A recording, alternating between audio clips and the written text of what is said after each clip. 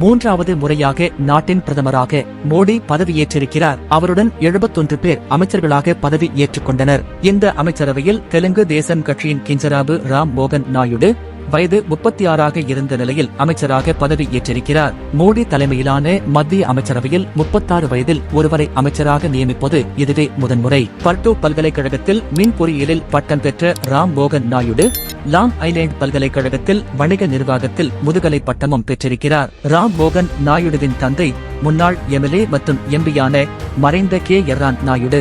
இவர் 1996 1998 இடையில் ஐக்கிய முற்போக்கு கூட்டணி அரசில் மத்திய அமைச்சராக இருந்தார். இவரின் மாமா அச்சேன் நாயுடு தெக்கலி எம்எல்ஏவாகவும் தெலுங்கு தேசம் கட்சியின் மாநில தலைவராகவும் இருக்கிறார். ராம் மோகன் நாயுடு படிப்பு முடித்து சிங்கப்பூரில் தொழிலதிபராக இயங்கினார். ஆனால் 2012 முன்னாள் மத்திய அமைச்சர் KR நாயுடு சாலை விபத்தில் இறந்ததால் ராம் மோகன் நாயுடு இந்தியா வரவேண்டிய சூழல் ஏற்பட்டது. அதைத் தொடர்ந்து ராம் மோகன் நாயுடு அரசியலில் தீவிரமாக ஈடுபட்டு 2 ஆண்டுகளில், அதாவது 2014 ஸ்ரீகாகுளத்தில் இருந்து 16வது மக்களவையில் 2வது இளம் எம்பியாக தேர்வு செய்யப்பட்டார். அப்போது அவருக்கு வயது 26. தெலுங்கு தேசம் கட்சியின் தலைவர் சந்திரபாபு நாயுடு உடனான நெருங்கிய தொடர்பு ராம் மோகன் நாயுடுவின் அரசியலில் பெரிய அளவில் உதவியது.